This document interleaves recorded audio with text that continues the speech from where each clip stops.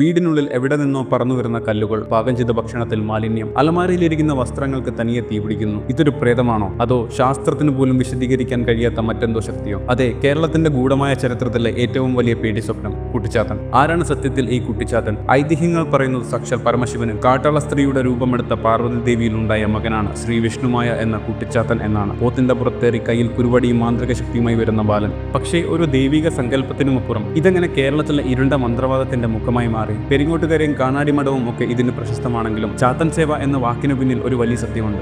ശത്രുക്കളെ തകർക്കാനും പണം പാരാനും കളവ് പോയത് കണ്ടുപിടിക്കാനും പലരും ചാത്തനെ വാടകയ്ക്കെടുക്കാറുണ്ട്. പക്ഷേ ഓർക്കുക, ഇതൊരു ഇരട്ടത്തലയുള്ള വാളാണ്. ഒരു ചെറിയ കുട്ടിയുടെ വാശിയും ദേഷ്യവുമാണ് ചാത്തന്. സന്തോഷിപ്പിച്ചാൽ എന്തിനും കൂടെ നിൽക്കും, പക്ഷേ ഒന്ന് പിഴച്ചാലോ പിന്നെ ആ വീട്ടിൽ അല്ലെങ്കിൽ ആ കുടുംബത്തിൽ സമാധാനം എന്നത് വെറുമൊരു ഓർമ്മ മാത്രമാകും. മൈ ഡിയർ കുട്ടിച്ചാത്തനിലെ സ്നേഹമുള്ള കൂട്ടുകാരൻ മുതൽ ഭ്രമയുഗത്തിലെ പേടിപ്പെടുത്തുന്ന യജമാനൻ വരെ ചാത്തൻ വെറുമൊരു കഥയല്ല. അത് ഇന്നും കേരളത്തിലെ പല തറവാടുകളിലും ഉത്തരം കിട്ടാത്ത ഒരു ചോദ്യചിഹ്നമാണ്.